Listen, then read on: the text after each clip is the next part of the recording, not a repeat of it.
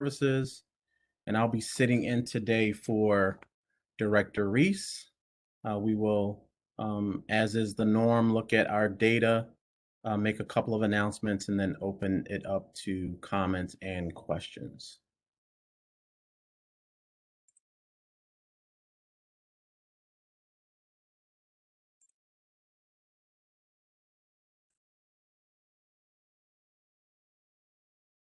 Do you have a visual on that, Grace?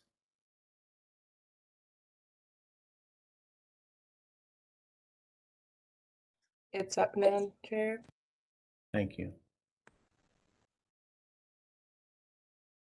Okay.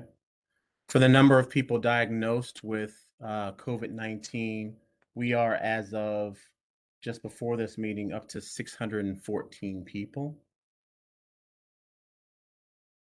In terms of residential type, for COVID-19 infections, correctional facility, we're at 1 person, post home, 14, intermediate care facilities, 126, mental health facility, 1, natural home is actually 118, nursing homes, 2, out-of-state placements, 6, residential habilitation homes, 50, and supported living, 296.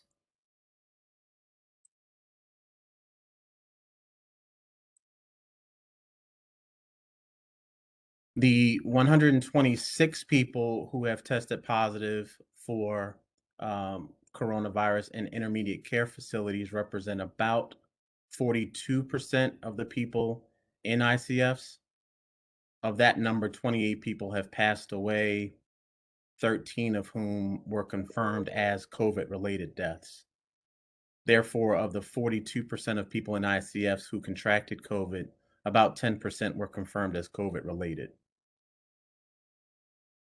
Natural homes, the 118 people in natural homes who contracted the virus represent about 13% of the people in that setting.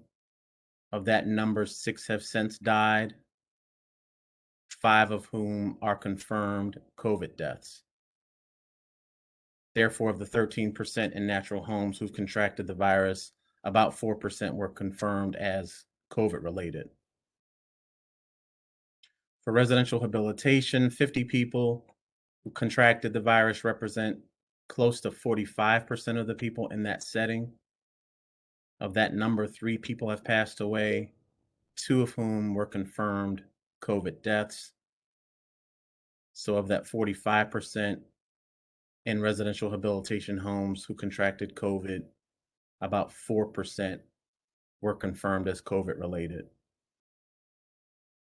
And for supported living, the 296 people who were diagnosed with COVID represent close to 31% of the total number of people in supported living. Of that number, 27 have passed away. 16 of those were confirmed COVID deaths. So of the 31% of people in supported living homes who contracted the virus, about 6% were COVID deaths.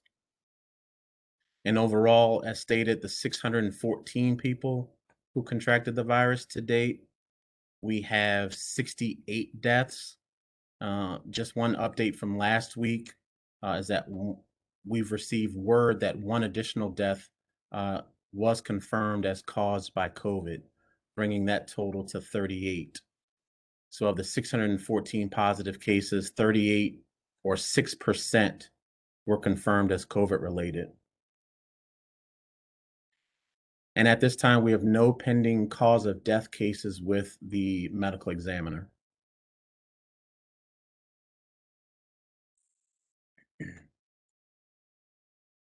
COVID-19 placements by type and by month.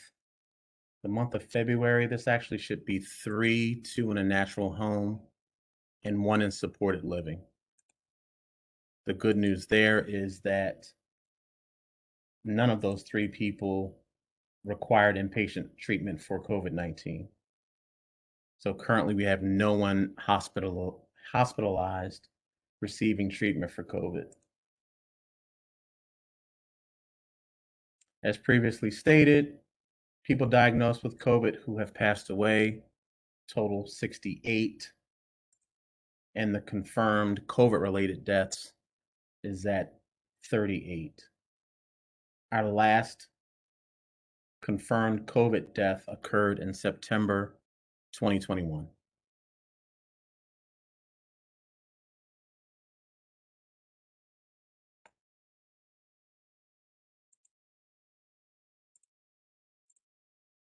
On the provider side, to date, 1,001 provider staff have tested positive for COVID-19. 61 of these people work for more than one provider. And to date, 10 provider staff have unfortunately passed away from COVID-19.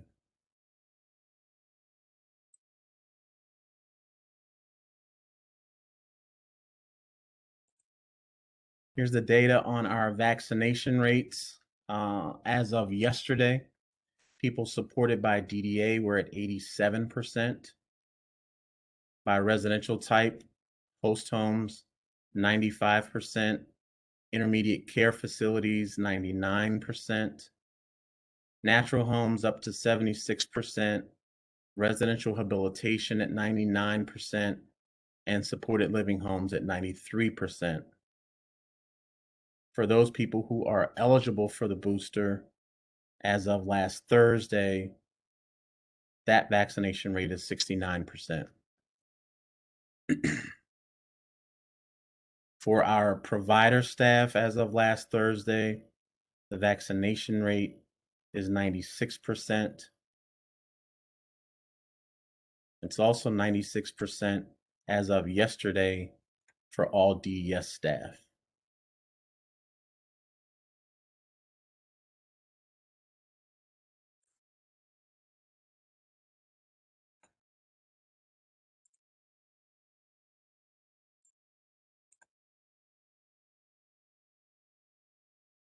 So the improvement that we're seeing in some of the numbers that I went over is not only happening within our system, but is what we're seeing across the city.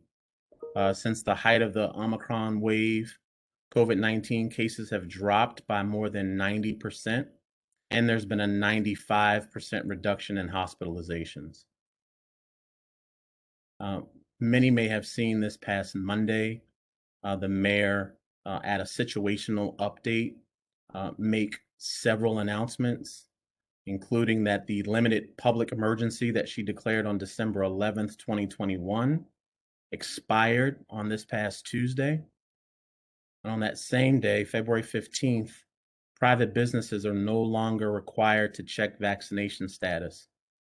It's at their discretion as to whether they want to continue that, but it's no longer a district requirement. She also announced that on Tuesday, March 1st, the indoor mask mandate will end at certain venues. Those venues include restaurants, bars, taverns, sports and entertainment venues, gyms, recreation centers, and indoor athletic facilities, houses of worship, grocery stores, pharmacies, big box stores, and other retail establishments. There will, however, continue to be an indoor mask mandate in district government offices where there's direct interaction between employees and members of the public libraries, public charter, parochial, private, and independent schools, childcare facilities, congregate facilities, including nursing homes, assisted living facilities, shelters, dormitories, and correctional facilities, healthcare facilities, and public transit, taxis, and rideshare vehicles. The requirements regarding vaccination of district government employees imposed in an earlier mayoral order remain in full force and effect. as do vaccination requirements for healthcare licensees and persons in healthcare facilities.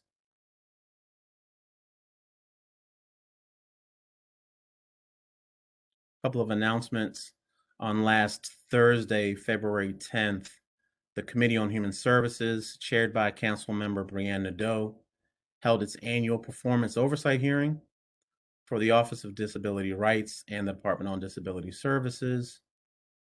In the DDS hearing, I believe there were 20 public witnesses that testified, as did Director Reese, with support from Deputy Directors Winslow Woodland and Daryl Evans.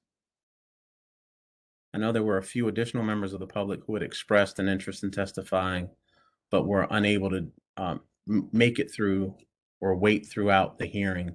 So hopefully they've submitted the testimony for the council members' review, because I believe the record closed yesterday. And if you were not able to attend that virtual hearing, the DC Council should be posting it on its website. I checked yesterday. I did not see it, but I will post in the chat the site that you can check in the next coming days if you would like to view that hearing.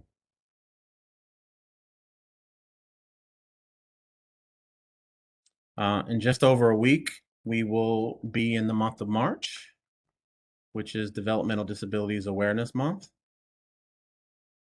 DDS is really excited to be working with some of its partners, including the DD Council, the ARC of DC, Project Action, the Quality Trust for Individuals with Disabilities, Georgetown University Center for Excellence in Developmental Disabilities, and Disability Rights DC, to create several exciting events to recognize DD Awareness Month and the many ways that people with disabilities are positively impacting our communities. These events are scheduled to begin on March 2nd. The times are tentative at this point, but they will run through March 30th, culminating with a keynote address by Max Burrows, who's with the Green Mountain Self Advocates Vermont. So we should be posting on the DDS website very shortly more details on those events. And just a reminder that on this coming Monday, the 21st, the district government will be observing President's Day. DDS will be closed.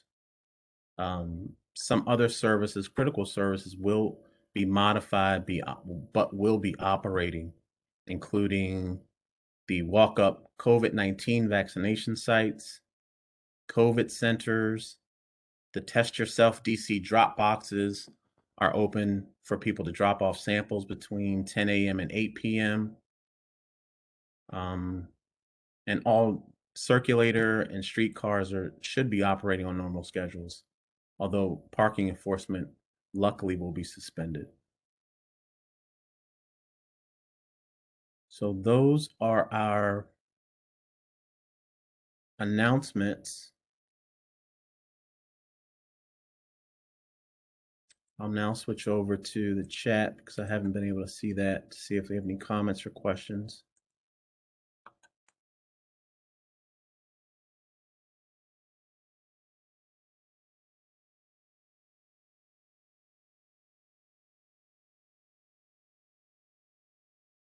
My question is regarding how the COVID vaccine booster affects the family members working as direct support for a loved one.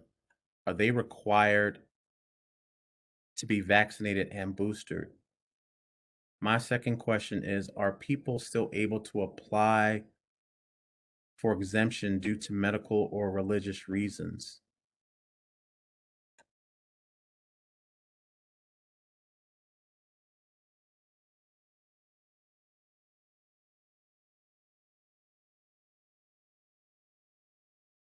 So, my colleagues at DC Health, I guess the question here is, under at least one of our rules, family members are able to provide direct support for their loved ones.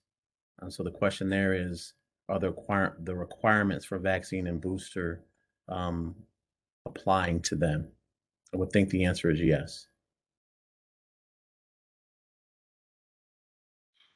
Hi, Jared. Usually Director Reese defers these questions. This isn't something that my team directly deals with. My understanding would be inclined to say yes to answer that first question. As far as being able to apply for exemptions, I would think that medical exemptions could still be requested up until the March 1st deadline, but I'm not certain. Yeah, let me. I think I had that up.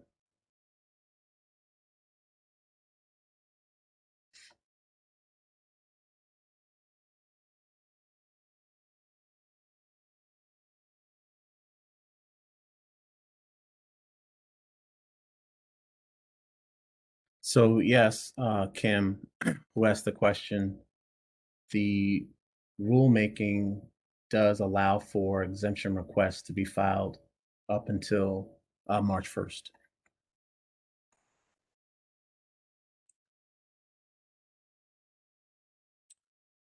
Do you know how many people are quarantining in DDA housing, ResHab, ICF, or SL because they were exposed to COVID but have not tested positive?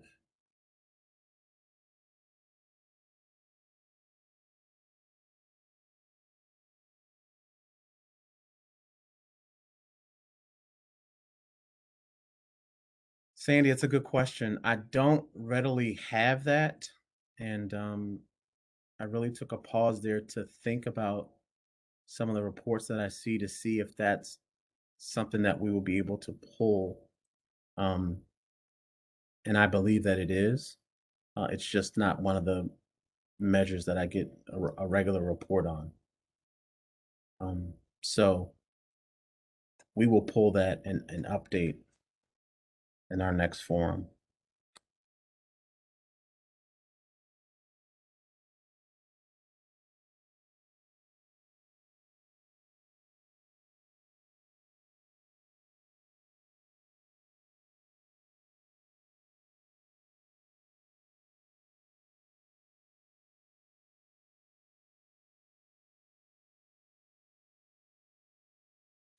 The next question is,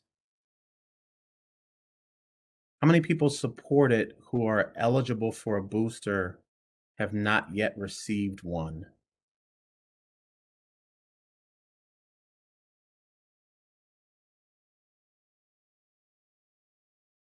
I'll do the math for you, Robin.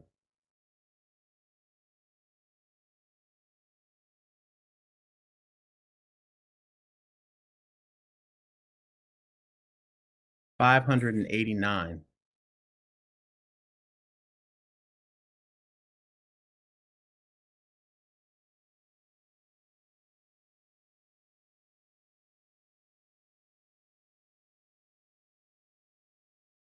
What is the vaccination and booster status of the three people supported who have tested positive in February?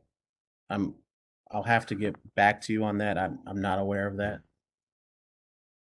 I was just made aware of the one person this morning. I had two, but the third person was news to me as well. So we'll have to provide that.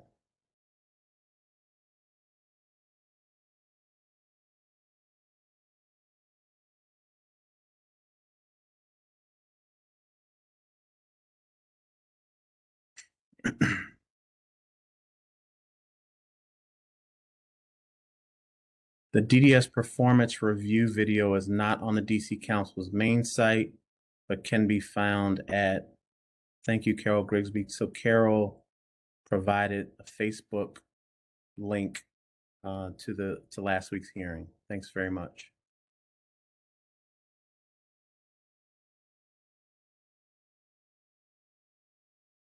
We wanted to re-verify that the enhanced rate provisions are still slated to stay in effect until 6 months after the end of the federal PHE. Some versions of the Appendix K don't specifically reference that time frame. Don, thank you. I will have to confirm that for you. So I have to look at each piece of what we've done with the Appendix K and make sure that we give you the right information on that. Is the booster shot for healthcare workers mandatory or a recommendation? So it's mandatory. It's not a recommendation.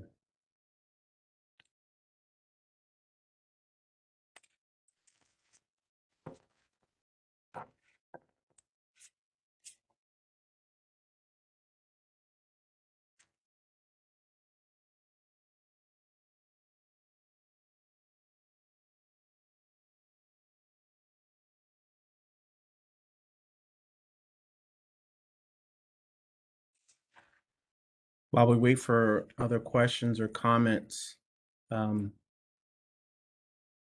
DC Health, were there any announcements that you'd like to make that I didn't make or you want to clarify?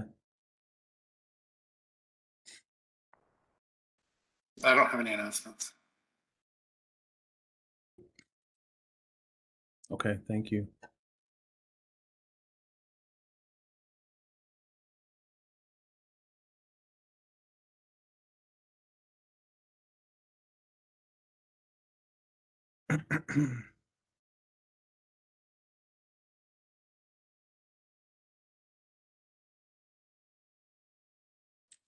New question. Regarding the new rulemaking on booster shots, can providers continue to recruit candidates that are fully vaccinated and allow them to receive the booster when they are eligible? So yes, the requirements for all the vaccines go with the dosing schedule that's established when you receive the vaccination. So a person is fully vaccinated, they would obviously not need to receive the booster shot until they're eligible for it.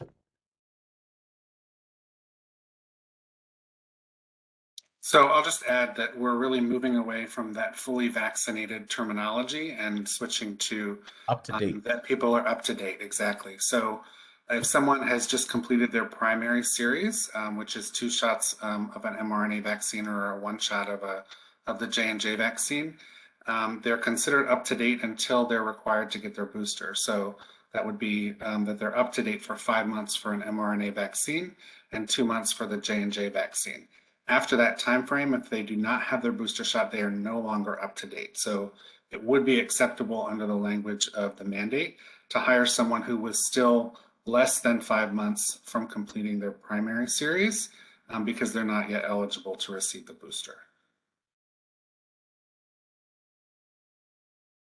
And for Sheila Vinson on the next question, I believe Nelson just answered that, but please let us know if you still have a question about it. Your question was, what is the length of time after taking the second vaccine dose that a DSP received the booster shot? Okay, thank you.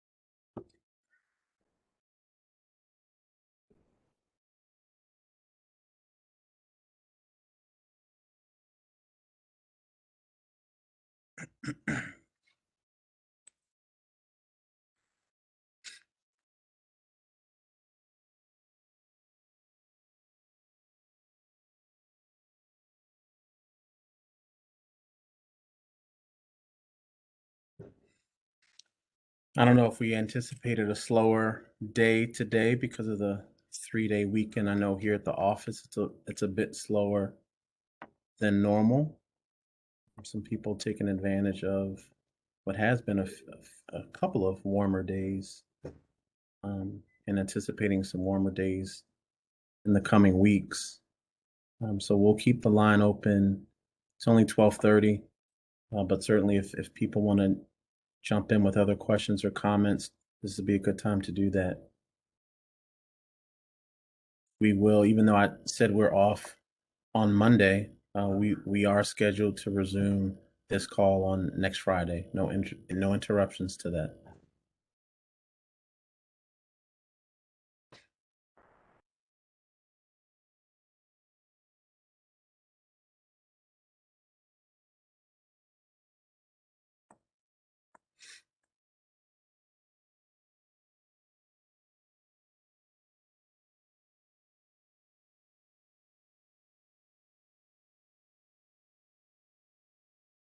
Okay. Well, I think having given folks an adequate amount of time to jump in, um, we will go ahead and end today's call. I hope everyone has a good, safe 3-day weekend. Continue to take care of yourselves. And we'll see you next Friday, same time. Thank you. Oh, just a second, just a second. Hold on. Something came in. If a healthcare staff who has received his second shots but refused to be boosted, what will be the person's status? That person would be considered not up to date. And so I don't know the date of that second shot. So it could be that the person, I guess I should pause on what I just said. It depends on the date of that second shot. But if that person continues to refuse the booster, and then you get outside of what would be the time to receive the booster, then that person would be considered not up to date.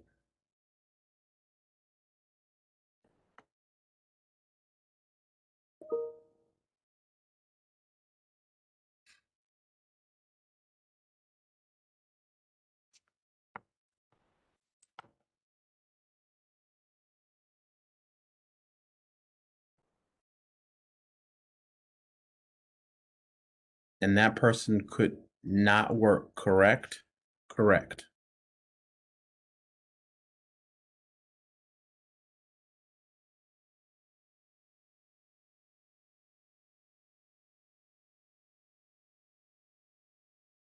And Joy, on the question about the healthcare staff, the 2 shots but refused to be boosted, did that answer your question?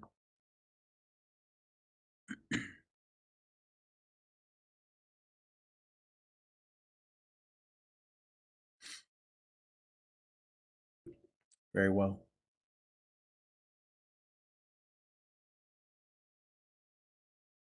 Okay. Well, thanks very much, everyone. Again, have a great weekend. Take care. Bye-bye.